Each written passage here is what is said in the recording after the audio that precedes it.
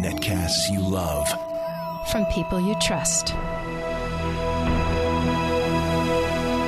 This is Twit. Bandwidth for Windows Weekly is provided by Cachefly at CACHEFLY.com. This is Windows Weekly with Paul Thurrott, episode 84 for November 21st, 2008. La Vida Microsoft. Windows Weekly is brought to you by Audible.com. For your free audiobook, visit audible.com/Windows. And by GoToMeeting. Online meetings made easy. For a free 30-day trial of GoToMeeting for your PC or Mac, visit gotomeeting.com/Windows Weekly.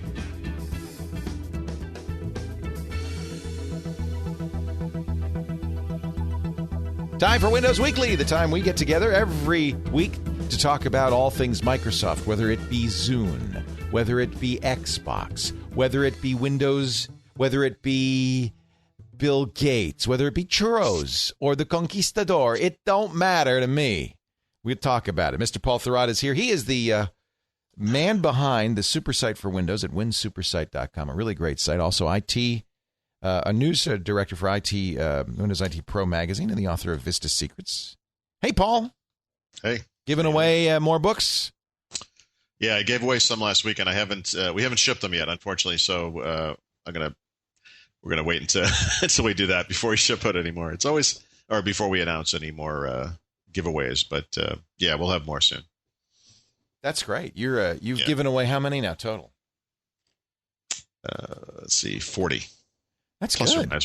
Probably maybe 5 others. That's very generous. Sort of usually that's like the total author's allotment, so that's very generous of you. No, I don't even usually get that much. I think we usually get about 12. You get a case or something. Yeah.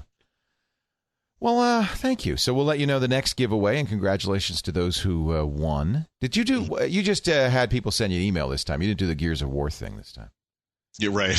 Yeah, I wasn't sure. Although, I have to say, I enjoy doing this. I'm happy to do it. It is a lot of work and so forth. I've gotten some interesting notes from people. Somebody actually sent me a check in the mail, and a very nice note, which I thought was wonderful. A check? I felt bad that I was, doing this, but honestly, it's nice to be able to do it. It is complicated and time consuming and all that stuff. And the only thing that's truly irritating about it, I guess, is I still get emails every day from people who want to enter the contest, even though, of course, the contest was... It was a 15-minute window. Saturday you for missed. 15 minutes. Yeah, so I appreciate the enthusiasm, but, I wish... Ladies and gentlemen, the contest is over. The contest is over. Maybe that'll Right. get I mean, we'll do it again, but I can't, I have to ignore the emails that don't fall in the proper time period, so sorry. How big was the check? How big was the check? It was check? I don't know. It was just to cover shipping. Or, that's nice. No, that's it wasn't. Nice. Yeah. No, it was really nice, and a really, really nice note. And we have a bunch. I tell you, one of the reasons I love doing technology programming is the nicest people. I mean, just really great people. And I know that because I've done general interest talk for years, and just crappy people, just evil. Well, so I would just say, it's funny. So I had a separate incident this week. I wasn't going to mention this, but now that you bring it up, you do get to see both ends of the spectrum. You right? do, yes. And one thing that really is freaking me out this week is I'm on Facebook, and a lot of people have asked to be my friend on Facebook, and pretty much I've allowed anyone in, Right. And it seems like anyone who wants to follow me on Facebook, I'm not as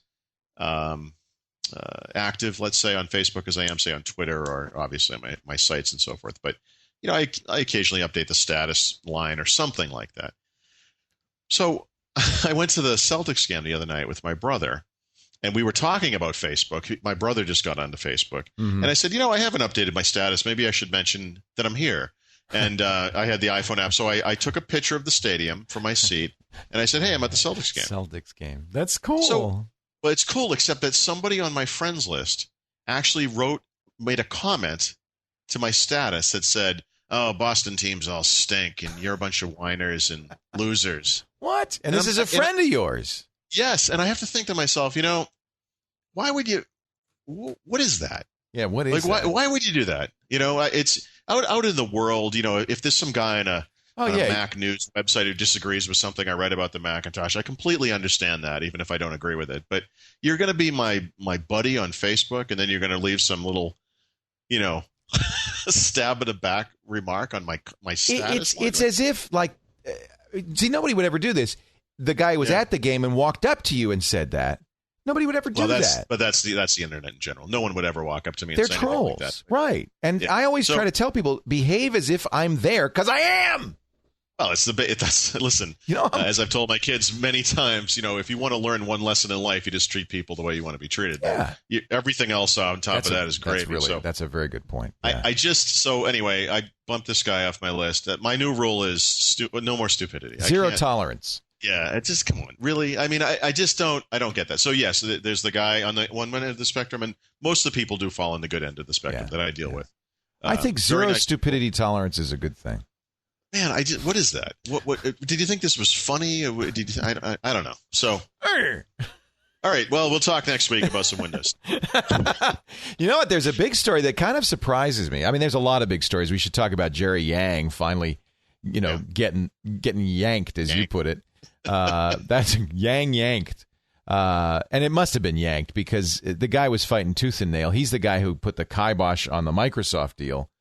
Right. And the guy we pointed out 2 weeks ago at a Web 2.0 summit said, it'd be a good thing if Microsoft bought us. It'd be good for Microsoft. Yeah, Microsoft, it would save that company, let me tell you. And I could just imagine the board of directors going, you little twerp, we had a $33 deal. You said no. Google pulled out. We're worth $12 now. And you're saying it's good for Microsoft?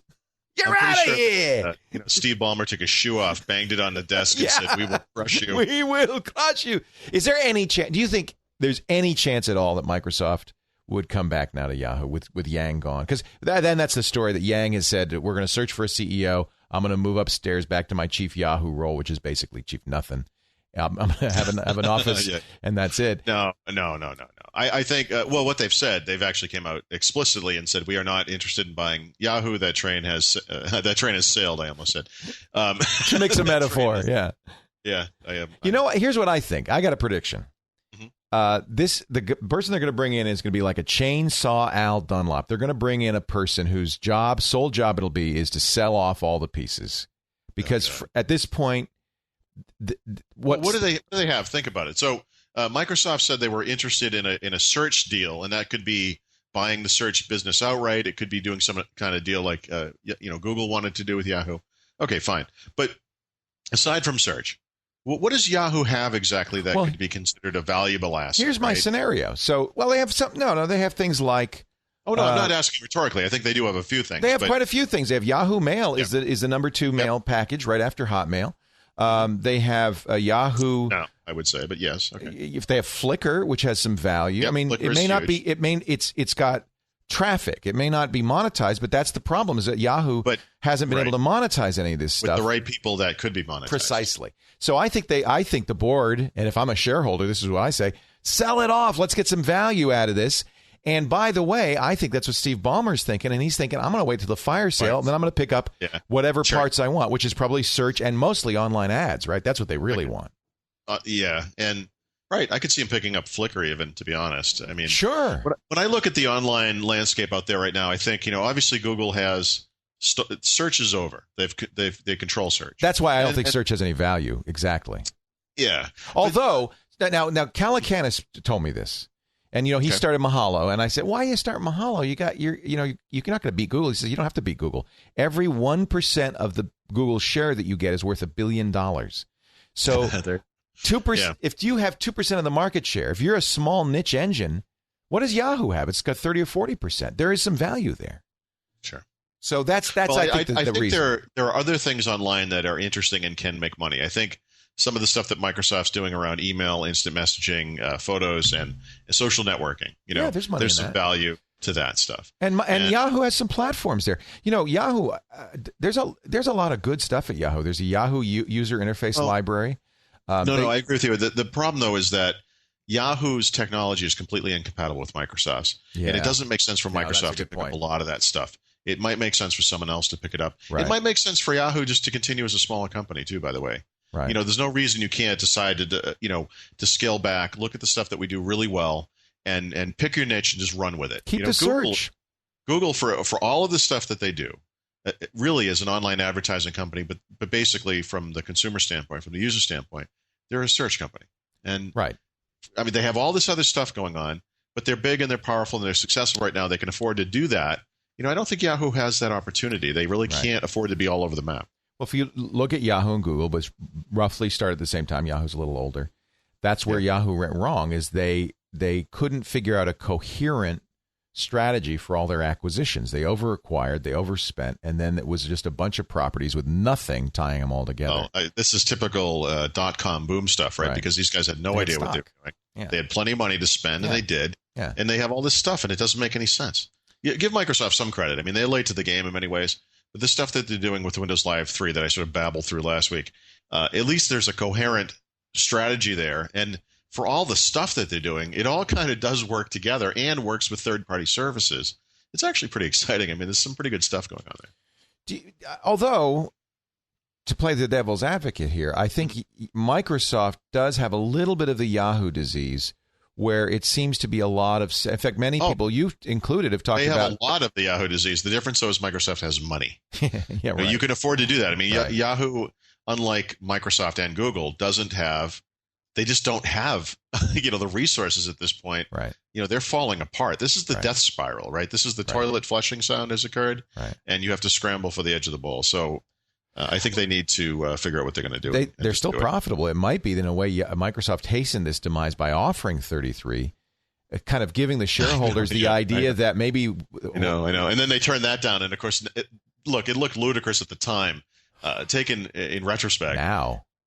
My God, Yahoo's stock price today is under $10. It will go down in history. It'll be a case study in hubris and foolishness. But when you're sitting there, I know who knew that the stock market was by the way, it is hubris, right? Because Jerry Yang is a co-founder of the company. It's hard to give up your baby. It's hard to see it go into the hands of the founders' hubris. Yep. Darth Vader up there in Redmond, which is the way they look at Microsoft. Yep. You don't want to hand your pretty little baby over to the monster. And I guess I understand that, but sometimes you got to suck it up and do the right thing. And he didn't do the right thing. He's getting his comeuppance. I have to think this was the shareholders and the board saying, "Okay, Jerry." Hey, by the way, this decision was described as mutual. Yeah, right. Right, which was you're going to quit, right? Because if you don't, you're gone. Yeah, I agree to quit. Okay, so it's mutual. It's mutual. Let's agree. It's like the kids in the hall joke. Can we at least agree that the sky is blue? Yes. Yeah. Well, now we're in agreement. There's only one step below that, and that is Jerry decided to quit to spend more time with his family. There's only one rung below mutual agreement, and that's it. Hey, whose idea was it to kill OneCare? I'm kind of surprised at this. Microsoft says they're getting out of the OneCare.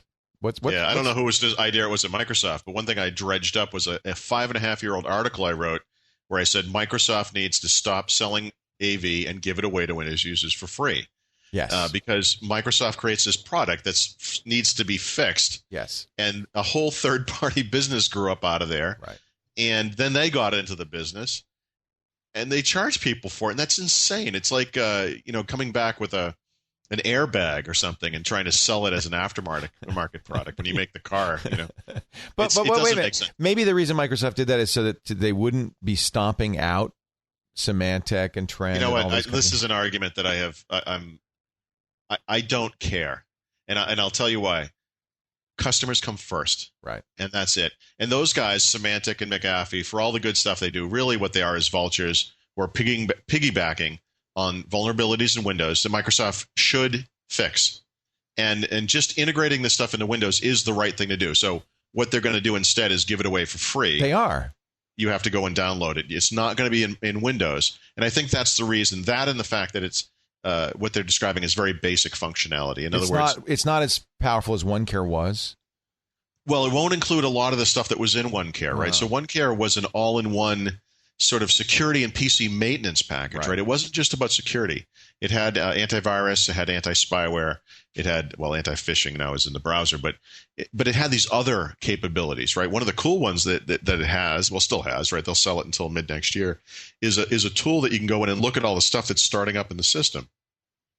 And you can uncheck the things so that they don't start up. And that's a really cool little bit of functionality. There was a photo backup solution, online backup solution, which I thought was absolutely silly, but it was there. So they're getting rid of all that other stuff, and they're just going with the core anti-malware protection.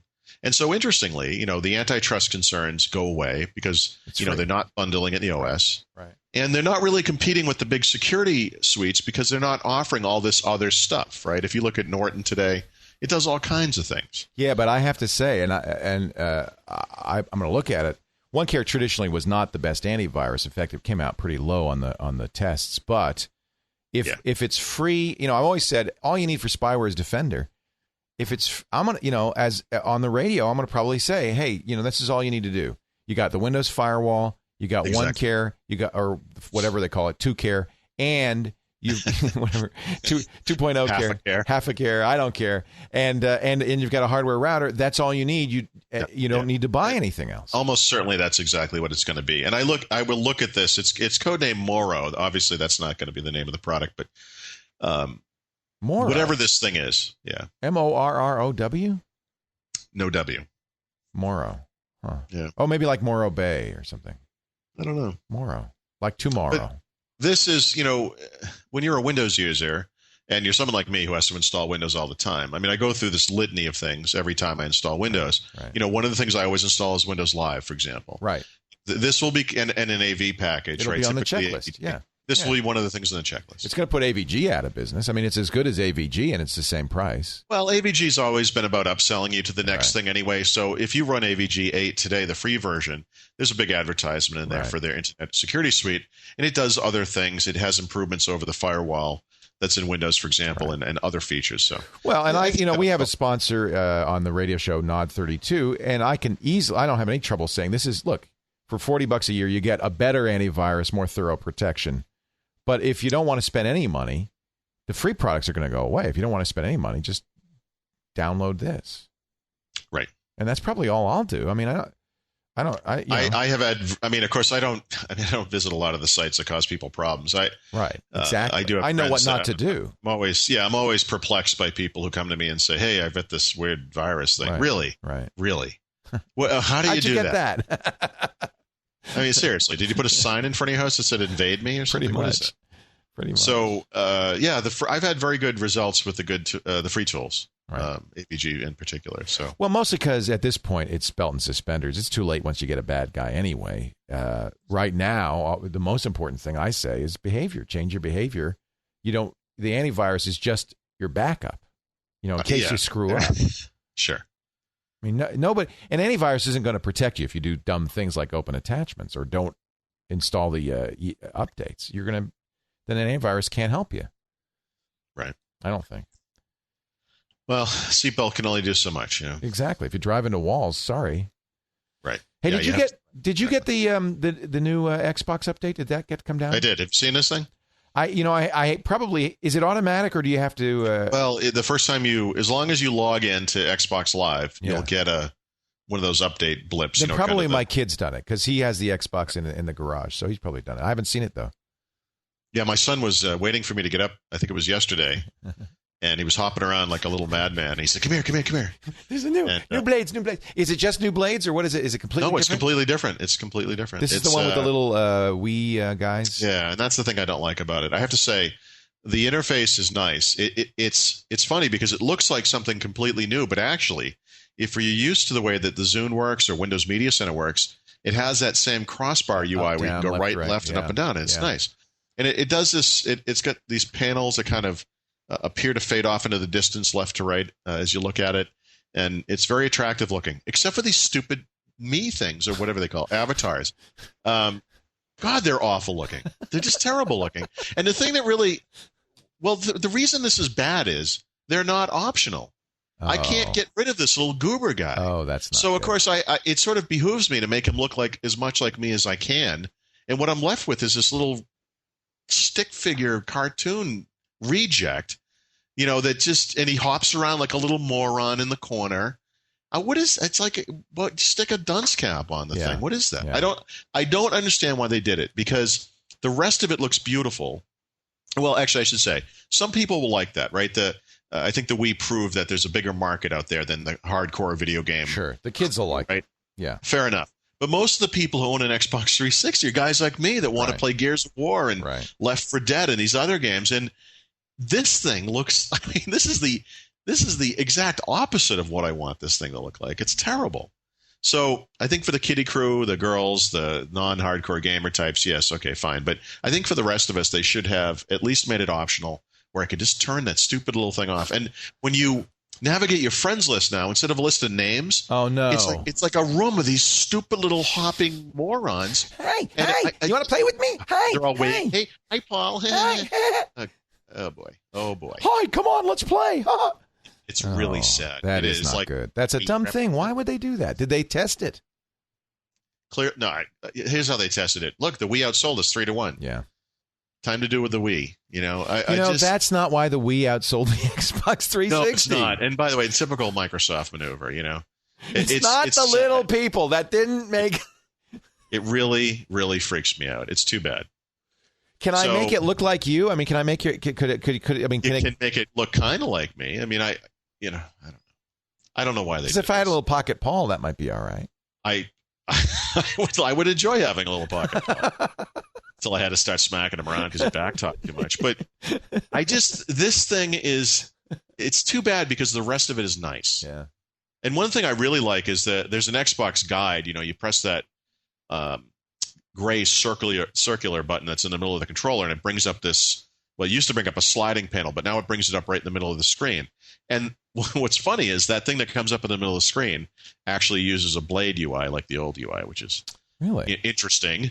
But that thing is actually very attractive as well. So that thing appears in games. It also appears when you're in the dashboard, and that looks very nice. And even the UI itself looks good. I mean, there's so much entertainment stuff in there now. Lots of links to videos and music videos and movies and TV shows and group games and parties you can have. And they're really going social on it, huh?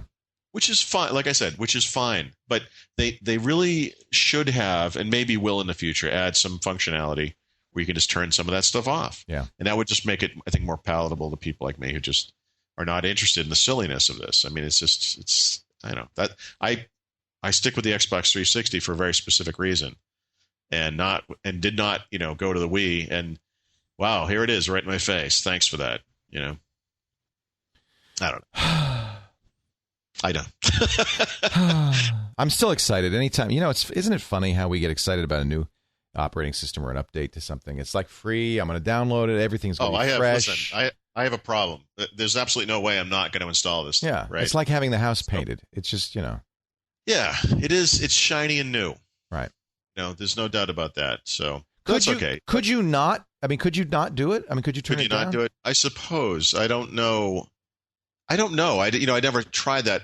I know with games, if you log into a game and it says, hey, there's an update available, do you want to install it? And you choose no, you won't be able to get online and play other people online, for example. So usually there's a very good reason to install something. With a dashboard update, obviously this is a different animal entirely. So I don't know. I would imagine at some point you'd pretty much have to do it.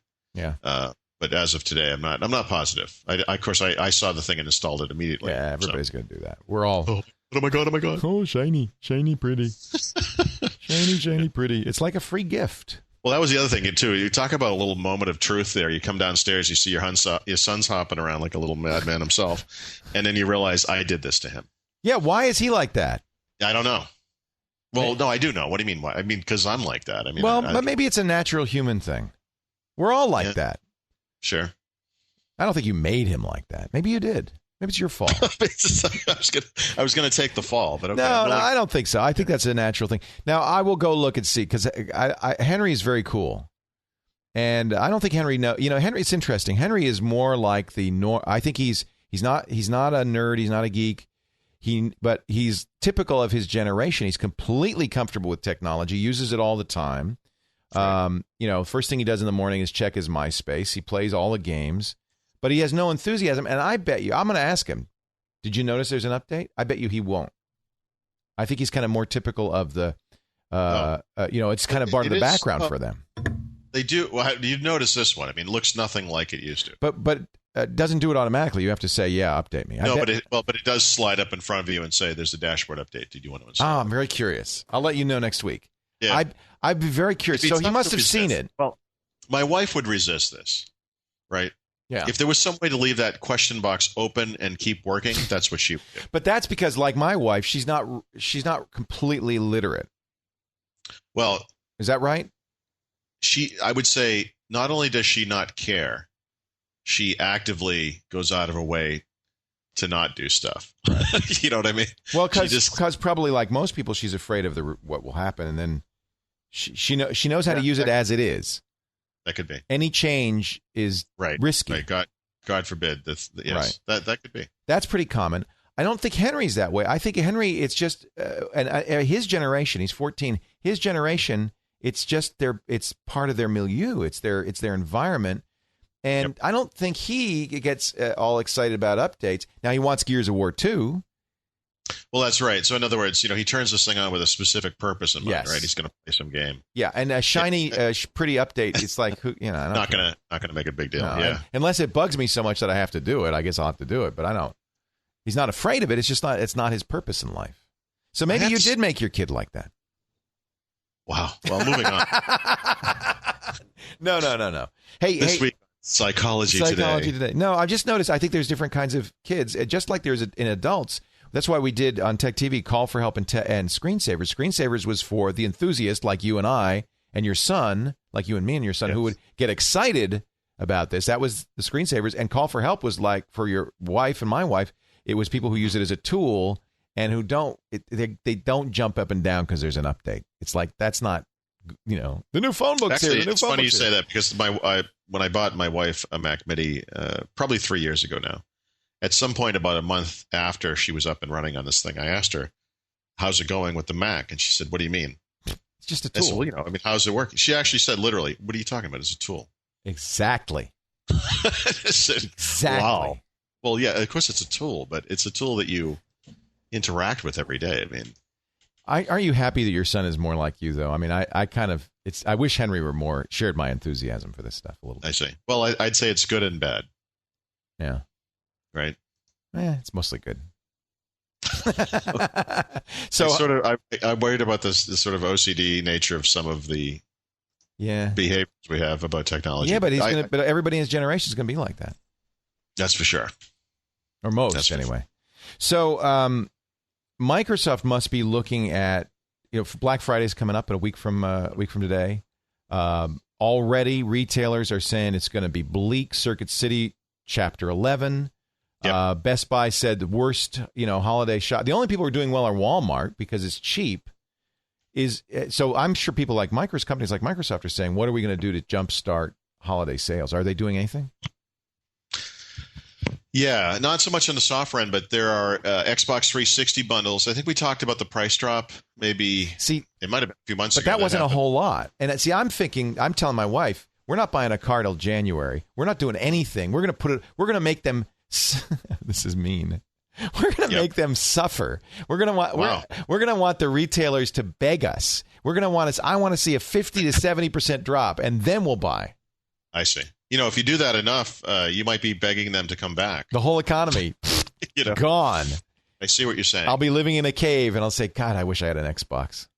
Well, two things come to mind, right? So on the Xbox end, they have these bundles. So each of the Xbox console versions now has free games associated with it. Yeah. So, 2 games on the upper 2 ones, and then 1 game plus 5 Xbox Live Arcade games on the arcade version. And, okay, that's okay. I don't know if you saw this. This was really under the radar. There was a Zune update. What? Actually, there were three Zune updates. Software update? There was a software update, a firmware update. But they also announced new prices on most of their devices and on their accessories. That's how you jumpstart it. Yeah, and this goes back, and I hate to keep, I so infrequently get to say I told you so, but as with the Microsoft AV thing, I will go back to my original Zune review from 2 years ago, where I said, look, these things are fine, but if Microsoft wants to compete in this market, they have to undercut Apple all the time. Otherwise, why would anyone choose their thing if it was just sort of as good? Just another iPod, big deal. Yeah, right. So they've dropped the price on all of the flash devices from $10 to $30 per unit, depending on which one you're talking about.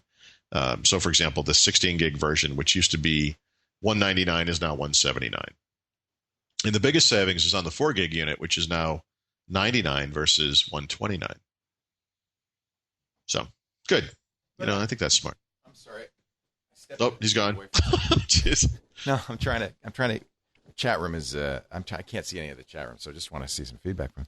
That strikes me. I'm curious what they think. It strikes me as too little. Too little. Yeah.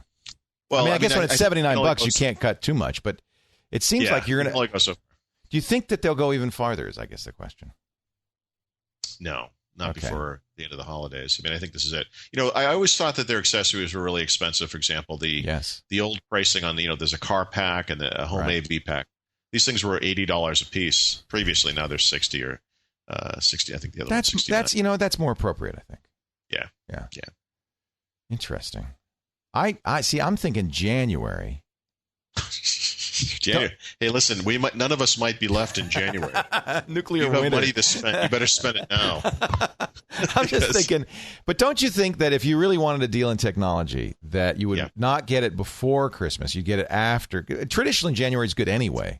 I was going to say that's probably been the case historically. Yes. Yeah. And this is going to be a really. This is going to be tough. Well, I will. This wasn't actually something I intended to discuss, but the PC makers now are offering tremendous deals because the analysts are predicting that PC sales are going to fall dramatically this quarter over what they thought was going to happen previously. And of course, they were looking at huge gains originally. And PC prices right now are as low as they can be, I would say.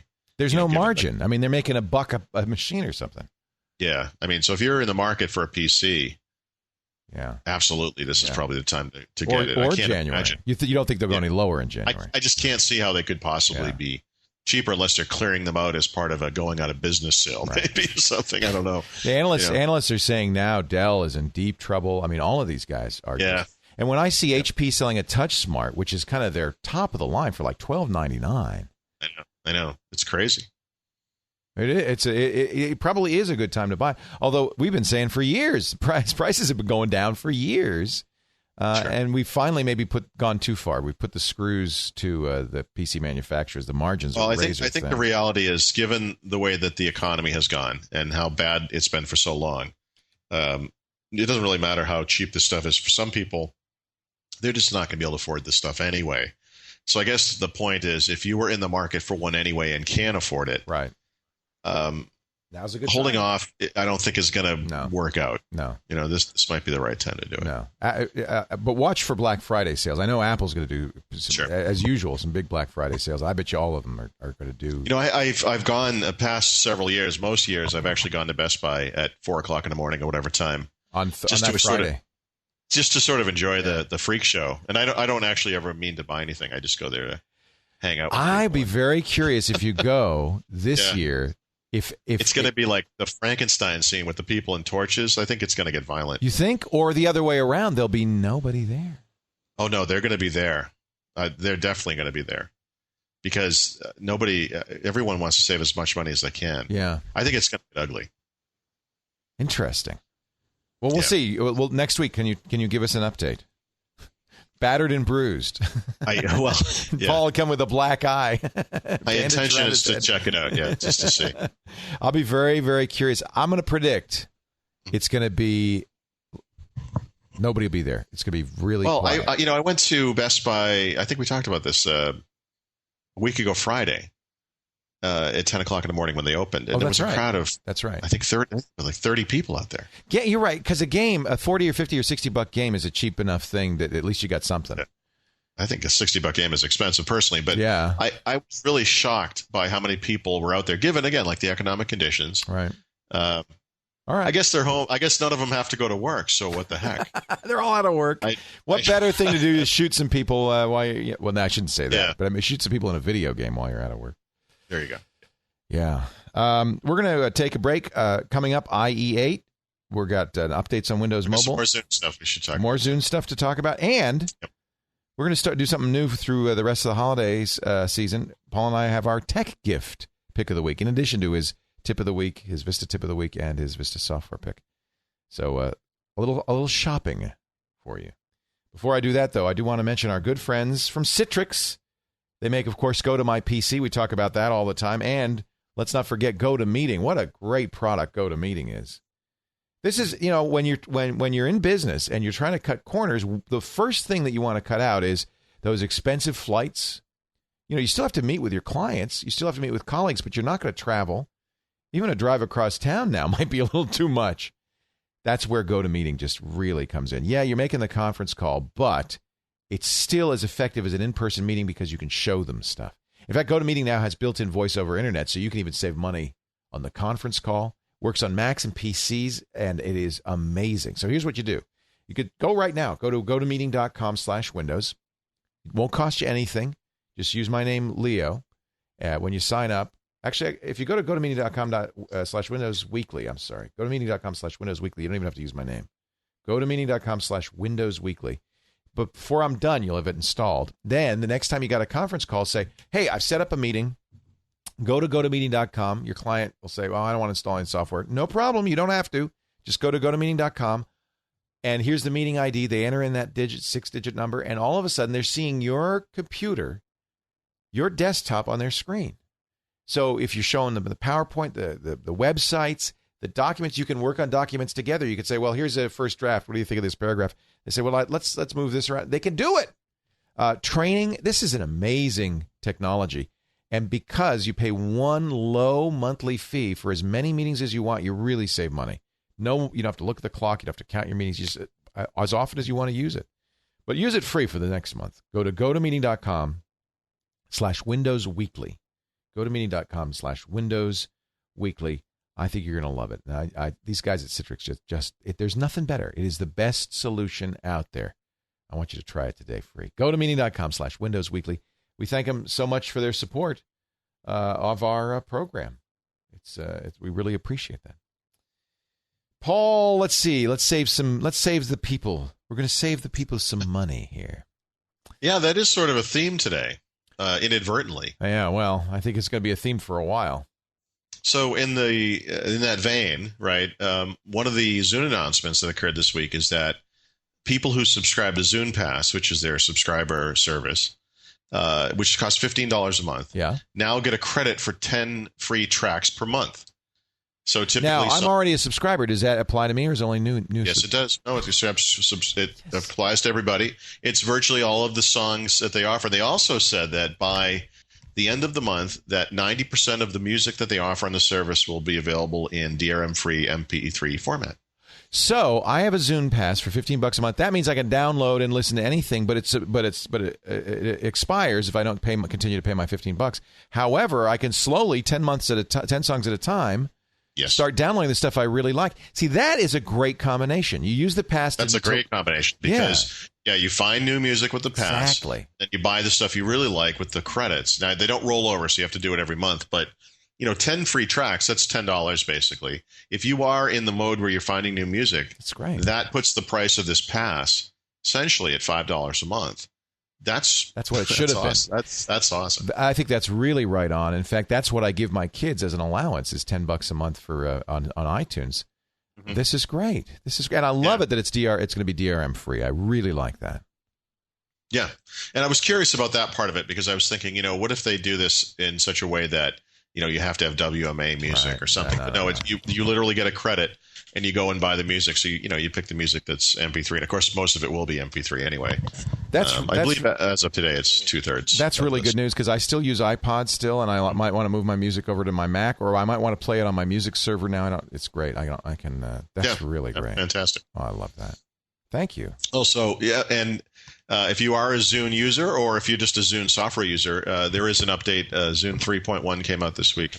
I noticed I had to boot into Vista to record the podcast because I still can't get Skype to work properly in Windows 7 for some reason. And it's actually being offered over Windows Update now. Oh, really? Which sort of surprised me. Yeah. Now, the player software itself, there's nothing in there that's a big change. I think the PC software is mostly about stability and performance improvements and sync improvements with the player. But if you have a device, there are 3 more free games. There's some improvements to one of the built-in games. And then there's also some improvements to the Zune Social, the web version of the. Plugging my Zune in right now. The online. There you go.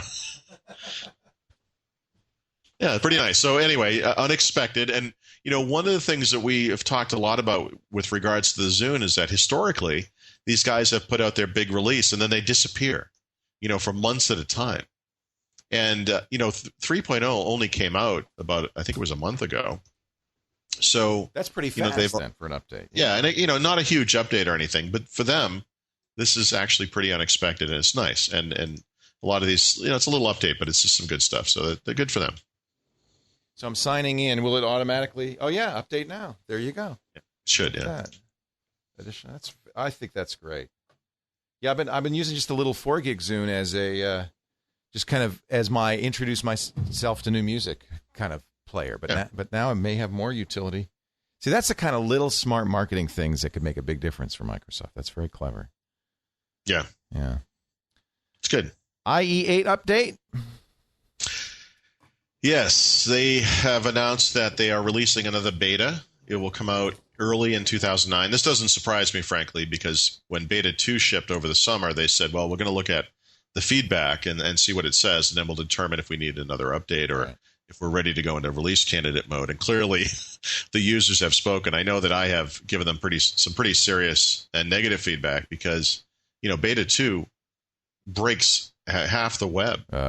I can tell it's bad. So you don't use it day in, day out? I can't. Yeah. I mean, I have to use it for some things, especially for testing some of the Windows Live stuff and so forth. And, I do use it for some stuff, but I can't use it as my primary browser. And by the way, beyond the fact that it doesn't work well with a lot of the web that I need to access on a regular basis, it also doesn't perform well. And this is something I mentioned in a blog post today, but one of the standard things I'll do with any browser, I usually use Firefox, but I used Chrome for a long time there, and of course I go back to IE. I've used Safari as they've updated that. I always check that out. You open a new browser window. I have a home page, but sometimes I like to cancel the home page and go to somewhere very specific. So you launch you launch the browser, you hit Escape, so it doesn't load the page. Alt D typically, or Control L depending on the browser, to get into the address bar, and you start typing. Now, in every other browser that I've ever used, this works absolutely fine every time. There's no problem. But there's something about IE 8 Beta 2 specifically where the thing is so slow that as you're typing, it suddenly remembers that it was trying to load the homepage, which it then does. And then it fills in the address bar with whatever it was supposed to be loading originally and overwrites what you were typing. Or the address bar loses the focus and you're typing. That's my pet peeve. I hate it when that happens because you start typing and all of a sudden you're searching or whatever. Or you're just tapping letters and they're going nowhere. Firefox does that. I'll launch Firefox. It's my fault, I guess, for having. It's not that Firefox does it. It's Google does that. So I have iGoogle as my homepage. So I'll be typing. I launch Firefox. I'm typing a URL. iGoogle launches and it steals focus, and now I'm typing a search term. It drives me up the wall. Yeah. I have my own homepage, so it doesn't do that. But well, it doesn't do it in any other, browser. But IE drives me crazy. And I listen. I'm here. I want to use it. I get it. I'm trying to do the Vida Microsoft thing. I can't do it. It's God. It drives me crazy. Live in La Vida Microsoft. Yeah, I can't do it. I like IE7. I think IE7's fantastic. It's I mean, well, compared to older versions, yeah. But you're a Firefox guy still? Yeah. It just works the way I want it to. It's fast. It doesn't take up a lot of space. I like it. I think the only problem that Firefox has is it still uses a lot of memory. If you leave Firefox running and you have a bunch of stuff going on, even today, I can come back. I'll sometimes my system will be responding slowly, and I always wonder why. And you can bring up Task Manager and go look, and it's always some Firefox is using 989,000 kilobytes of RAM or something. It's okay, okay. we'll fix that. But I don't know. Yeah, hopefully they'll get it right. So they're saying that sometime in the first quarter of 2009, they will release what typically would have been a release candidate, but they're going to release it as a beta. So if you have feedback on IE8, this is the time to give it. So the IE blog has some information about how you can provide them with feedback. Very good. Very cool. Windows Mobile. Somebody asked me on the radio show. Yep. Why they still make Windows Mobile? No, he was saying, look, I want to buy a new phone. It's my first smartphone. What operating system do you recommend? And, there's Palm, there's Windows Mobile, there's BlackBerry, there's iPhone, because he was an AT&T customer. And I had to say, I can't Palm and Windows Mobile. I'm trying as I might. I just can't recommend them. Even BlackBerry, I wouldn't recommend to a consumer because all their push stuff works only for corporate, exchange accounts.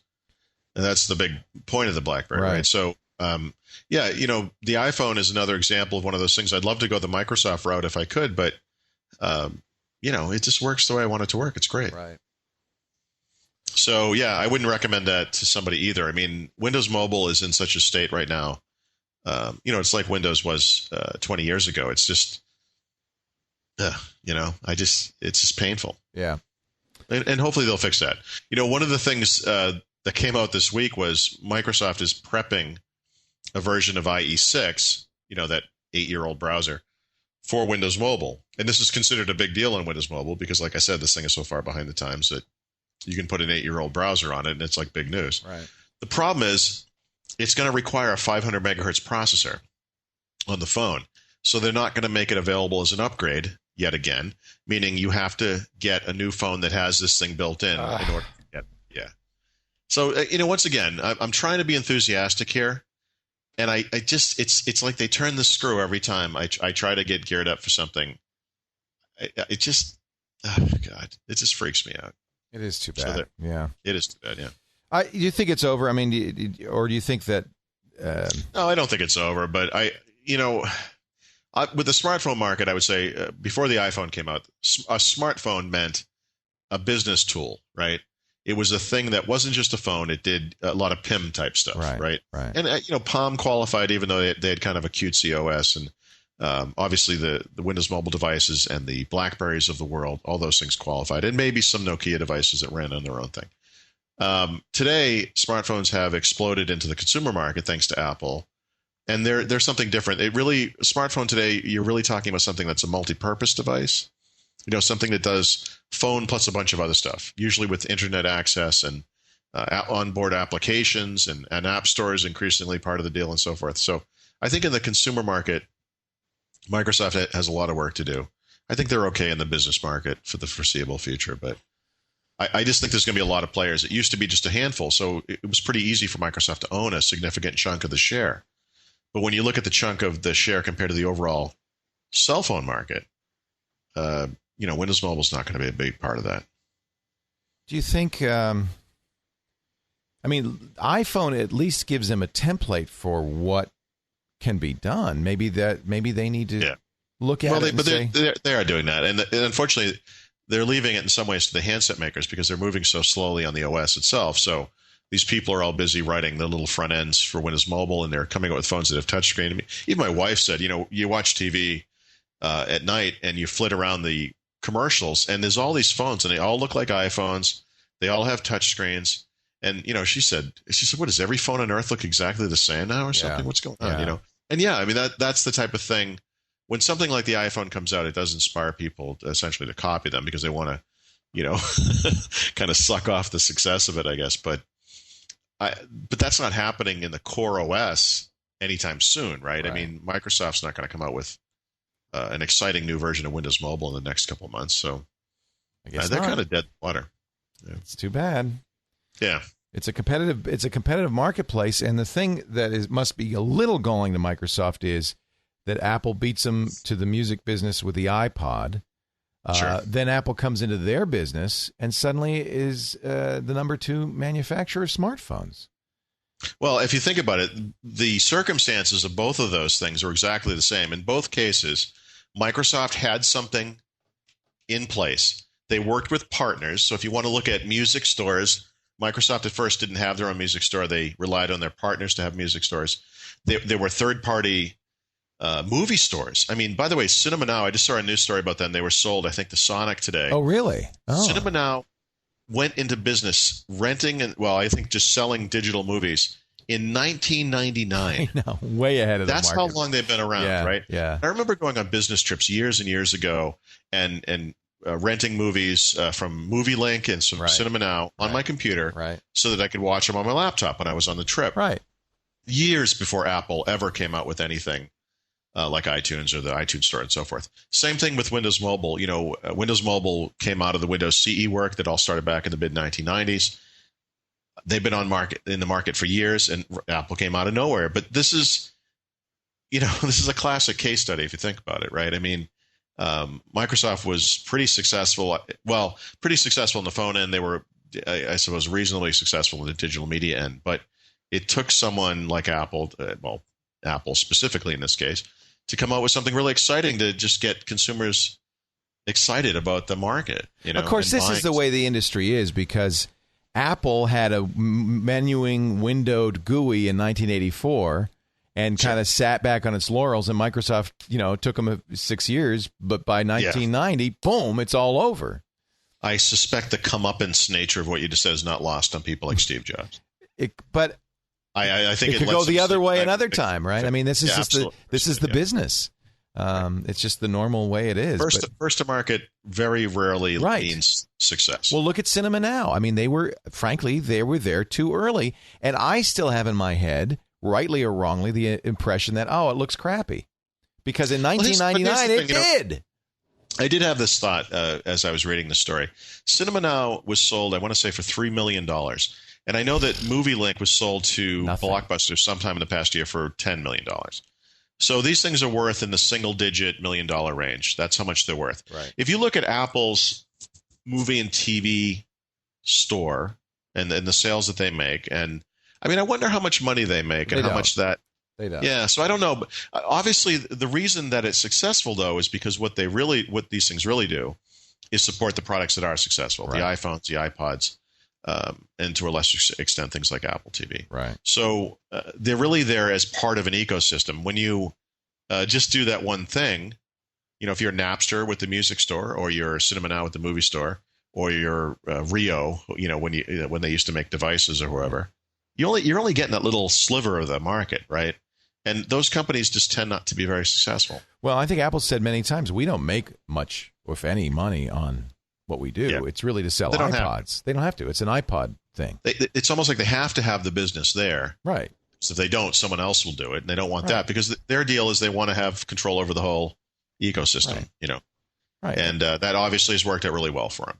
So we're going to get our tech gift. You and I will do a tech gift every show from now through the holidays. In just a bit. Also, Paul's got a tip, a Vista tip, and a software pick. But first, I didn't ask you if you have an Audible pick. Do you have an Audible pick for us? I do have an Audible pick. Let's talk about Audible a little bit. Audible.com/Windows. That's the place to go to get your special deal. You get a credit toward a book, free, absolutely free, when you sign up at Audible.com/Windows. Now, here's the deal. If you decide not to stick around, the book's yours to keep. But I have a feeling when you look at the 51, and they know this, when you look at the 51,000 titles and the variety and the great stuff that's there, you're going to be an Audible member for life. I know I am.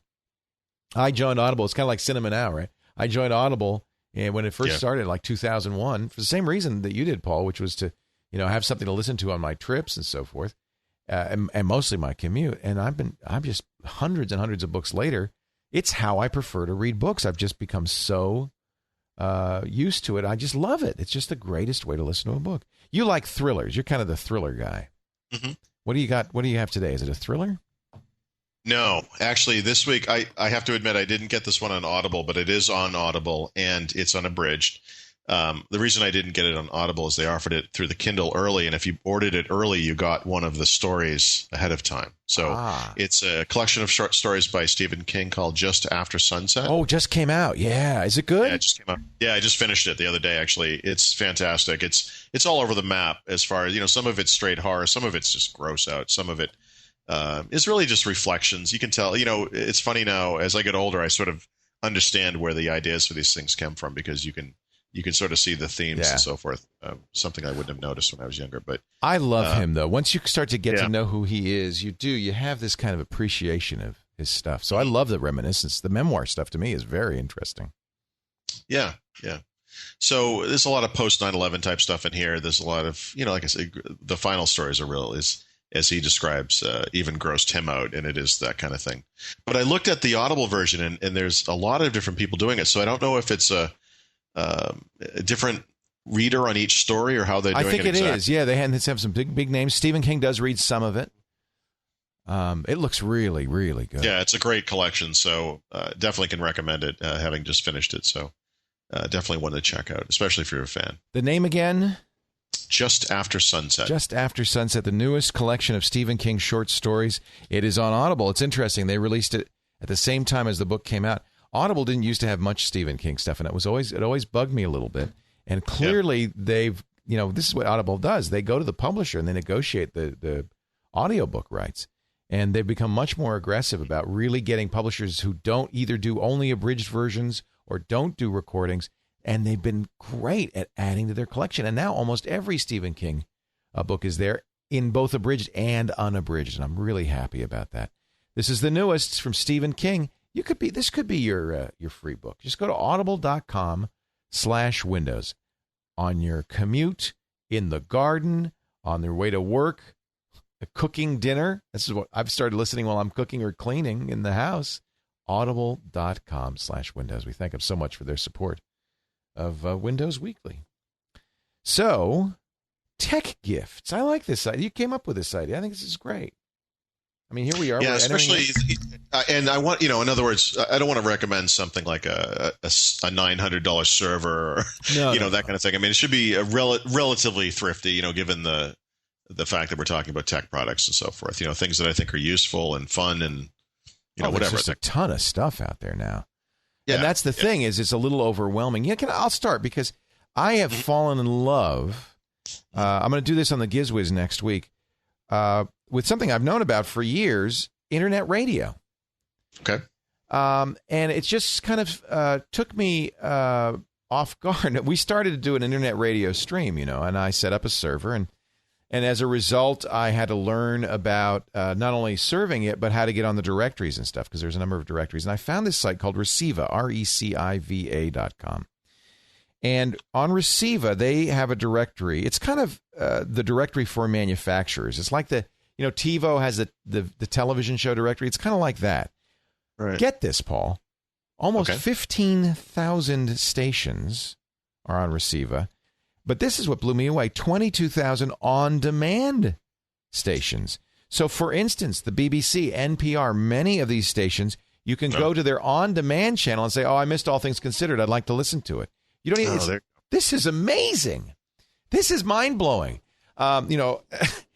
So I want to recommend there are a number of internet radios. You go out and buy them. They range in price from $80. You get a Chumby to more than $200, depending on the features and so forth. I just bought a Grace that I'm very happy with. I think it was $170. Now here's what it does. It's so cool. First of all, it'll support all the stations on the Reciva. So you get 15,000 regular stations, 22,000 on-demand stations. You can go on to Reciva.com and say, these are my favorites, and you pick them. And so now it'll show up on the radio. It supports Pandora. Now, for Pandora, you have to buy the $36 a year. That's only $3 a month. Pandora Pro subscription, whatever it is. But now any station I create on Pandora shows up on my Grace. It's like, when I was a young man, I used to listen to shortwave radio. I loved hearing all around the world. This is so much better because all of them come in really clearly. I'm listening to the BBC. I'm listening to classical music from around the world that's beautiful. Some of it has commercials. The Live 365 stuff has commercials, but a lot of it is from national broadcasting companies like the ABC, the Australian Broadcasting Company, and is commercial free. The variety, I found a bunch of, on Reciva, I searched for Christmas, and I found Christmas jazz, Christmas country, all sorts of great Christmas channels. I'm listening to the holiday music. If you haven't discovered internet radio, of course you can do this on your computer, but having one, I just put the little receiver in the kitchen. You can have presets. It has 5 alarms on it. So I have one I bought another one for my bedroom. That's from I bought the C. Crane Wi-Fi radio, which I really like. It's small in my bedroom. Both of them have jacks that you can put headphones in or hook up a stereo system with. So I've put nice speakers on both of them.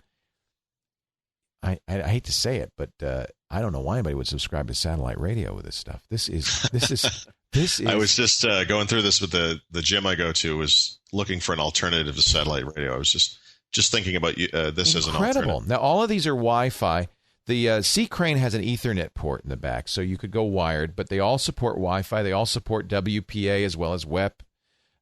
So they work. And, when you're listening to an internet radio station, it's really sipping at your bandwidth. That even a very high-quality one is only 128 kilobits, and most of them are 64 kilobits.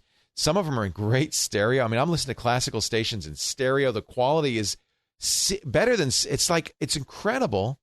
It's just blowing my mind. I am so happy. So you might want to, as a great gift, I know it's a little pricey given that you're spending, $150 to $200 on it. But if you think about the fact that you don't have to pay for the monthly. But then you're done, right? There's not a fee. Unless you do the Pandora, that's $3 a month. I have some good Pandora stations. So that's kind of nice, but really you don't need the Pandora. Not all of them support Pandora. You have to check what C. Crane does not. The Grace does. I really like the Grace. I think that's a nice. And by the way, both of these have very good little speakers built in that are fine. They're great for. I use as an alarm clock. I set the alarm and it wakes me up to this beautiful music, or the BBC or NPR. So my recommendation: take a look at Wi-Fi radios, and in particular the Grace. Or the C. Crane. Both of those are on Amazon. I bought mine on Amazon.com, and really, really liking what they're doing. So that's my, not thrifty, but I think if you have somebody you really like, or maybe for yourself, my tech gift for the holidays this week. How about you, Paul? So I have one primary one and then 2 alternatives, depending on your needs. But this is about set-top boxes for the living room. The holy grail of, you have a computer in your office and you want to get the content out into your HD TV and your stereo system and all that stuff. And one thing, I think we've talked about this a couple times over this year, is I think I've tried out virtually every single set-top box on Earth this year. The Popcorn Hour, all the right, the Media Center extenders, Roku, the Apple TV, all that stuff. And some of these devices, depending on what if you're a Netflix subscriber, for example. Actually, there's a $99 Roku device that's worthwhile. But for the other stuff, you have content on your computer that is, digital movies, digital photos, digital music. You want to get that stuff out into your living room. How do you do it? You could buy it. You could get a computer out there, a media center computer, and all kinds of different ways to do it. But actually, what I've discovered is a wonderful device. It's called the WD TV HD media player, right? Western Digital makes it. Oh. It looks like one of their little portable hard drives. It's a little black box. Wow. It's incredibly small. In fact, it's a little smaller than that Roku device for Netflix. It's $129. It comes with a little remote and 2 USB ports and then HD output, including HDMI. And component and composite as well. And what's beautiful about this thing is it works with virtually all of the common media types, including iPod formatted H.264 video files, which is the type I use, which is the problem I've had with a lot of the devices I've tested. Some just don't work properly, especially over the network. But all you need to do is plug in any kind of USB storage to this thing it will scan the device, find all the content, throw it up on the menu, and let you play it. And one of the things I've done over the years is I've recorded a bunch of my kids' movies, the DVD movies, and TV shows. Like they love The Simpsons, for example. They have several seasons worth of that stuff. And these are the movies and that we bring with us when we go on trips. And they can watch them on laptops and so forth. But I always thought, it'd be really nice if I could have something in the den where they could watch this content. It would be easy. It would be something they could use for starters. It would be something that worked all the time. And it would be something that wouldn't be hugely expensive. And this thing really fits the bill. It's beautiful. And surprisingly, given the size of this little thing, the quality of the output is fantastic.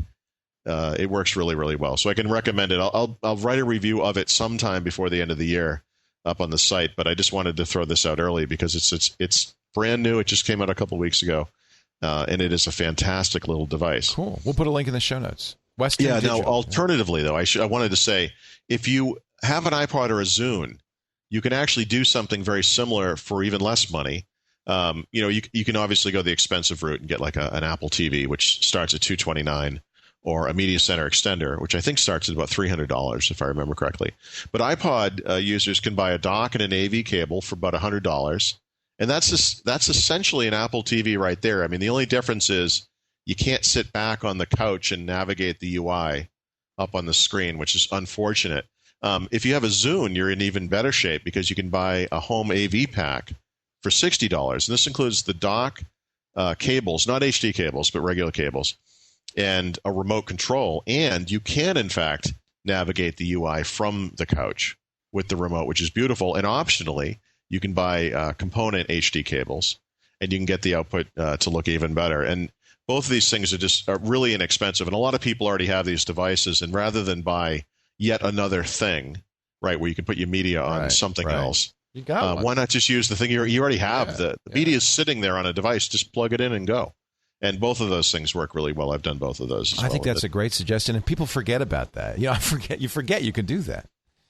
Well, especially on the Apple side, you tend to think, Apple TV, Apple TV, but the truth is, you already have the iPod. I mean, you could just leave the dock out there, and you're then connected to your TV. Right. I forgot to mention that many of these internet radios also do that media extender thing. So they'll play, usually using Windows Media Player, they'll play anything on your computer as well, audio on your computer. So it's kind of like an all-in-one. There's Logitech now has this new the SoundBridge. It's a boombox, and that's really great too. It's got good speakers. I'm telling you, I feel like people have been talking about internet radio for years, and I just figured it out. It's like, whoa, this is great. Well, I think it only very recently became the way it is. Where you can, it's sort of ubiquitous and it works. And now there are all these cool little, like the Chumby devices, which are just kind of hilarious. Chumby is hysterical. I just got it. Chumby. It's the funniest little thing. Yeah, it's like a Tribble. It is. It's like it's a beanbag with a screen in it. That's funny. It's just it's neat. It's completely useless, and given the price, it's hard for me to recommend the Chumby because it's like $150. But it sure is fun. I'm glad they are. I got one for the studio because I figured, well, I can't justify it in my house, but it's a set decoration. Yeah, that's it. It's a business expense. It's a business expense. It's what I was thinking. Sure. All right, let's get your pick of the week for your Vista tip. Okay, so I have two tips. One is Microsoft related, and for the people that doesn't apply to, I've got something else. Okay. So Christopher Tuminello wrote in about a program called Microsoft DreamSpark. It's at dreamspark.com. Basically, if you're a student, you can get a bunch of Microsoft products for free. They're mostly developer-oriented products, so it's things like Visual Studio, but it also includes things like Windows Server. And there's another free service you can get through there called the Microsoft IT Academy Student Pass, which is a set of free e-learning courses that are designed to get you going on your Microsoft certification. So if you are in school and can prove it, and I think it's probably it might be U.S. only, or maybe it's U.S. Canada. I'd have to look at it, but it's open to students, and this stuff is absolutely free, and it's definitely something to check out. I got to tell Abby about that. That's great. Yeah. Very cool. Yeah, let me see what it says. Let's see. Giving student. Yeah, I don't know. It doesn't say. Let me see. Well, it has various languages, so I don't know. Maybe it's not. Maybe it is not only U.S. and Canada. You should check into it either way. Now, this one's a sort of a general tip. I think this is really cool. Google has partnered with Life to put the Life magazine photo archive online. Have you seen this? No. God, when I was growing up, that was to me, when Life magazine came, I couldn't wait to just dive into it. I love the pictures in Life. This is awesome. So you go to images.google.com/hosted/life, and it's basically the entire Life photo archive. They say it stretches from the 1750s. Is that possible? No. To today, I don't know what that means, but I pasted that. Are you saying Ben Franklin subscried to Life magazine? I did. Well, they don't. So. Obviously, they weren't photos, so I don't know what that means. They must have some archives of some kind. That's interesting. That's what it says on the site, but they do have photos from the 1860s, so maybe they meant the 1850s. So if you click when you're 10 years younger than me, did you get Life magazine when you were a kid, or was it gone by then? Here's how I experienced Life magazine. When I was a kid, I used to go to the local library. There was a branch library near my house, and I used to live in the magazine section because they just had this cool stuff I just loved. And cool, Life yeah. magazine was one. There was a model railroader magazine that I just thought was the coolest thing in the world. And there was it wasn't Popular Science, but it was a science magazine for kids. And I can't think of the name of it, but I used to live on this stuff. And of course, Life magazine obviously is incredible. And I don't remember when they went to a smaller format, and then I don't. Are they even? I don't even. No, they're long gone. There's still Time Life books and stuff, but so for people who are younger and don't remember, it was a big format magazine. It was like tabloid size, and every week it came out, and it was really focused on photos. I mean, they would have articles, in fact, some very famous articles, but it was really focused on photos. So it was like getting a magazine beautifully printed of the best photography of the week. Mostly photojournalism. And I just loved it. It's awesome. It's awesome. So this stuff is awesome. There are links that is set up for different eras. You can just click on the 1890s or whatever and see the pictures of the era. But they also have people, places, events, sports, culture, etc. You can search for anything you want.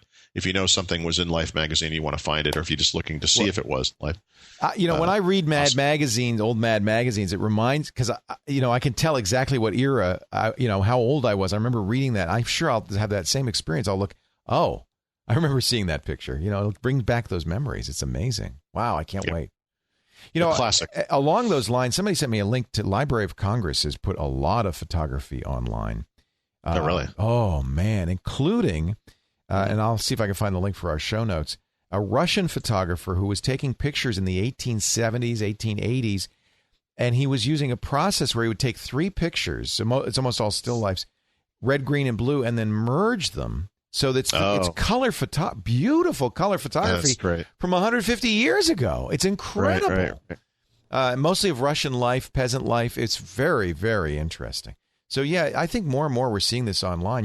Bill Gates bought the Corbis collection and is trying to, bit by bit, is... well, that stuff's fine. The problem with Corbis, obviously, is their commercial venture, right?